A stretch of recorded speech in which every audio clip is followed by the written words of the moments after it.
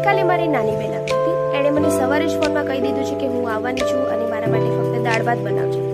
મેં વિચાર્યું કે એકલા દાળ ભાતમાં શું બનાવું, એટલે મેં રોટલી પણ તૈયાર કરી દીધી છે અને બટાકા પણ બાફી દીધા છે.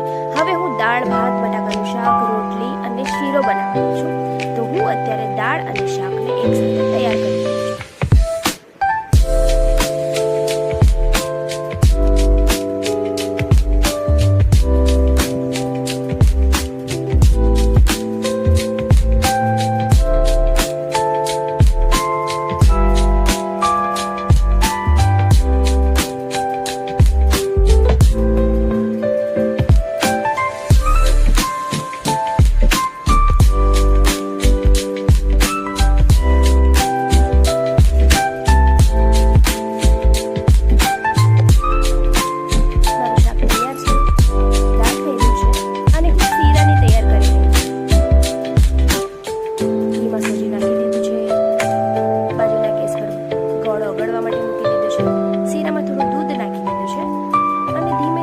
તાપે એને બનાવી રહી છું. એમાં ડ્રાયફ્રૂટ્સનું ગાર્નિશિંગ કરી દીધું છે.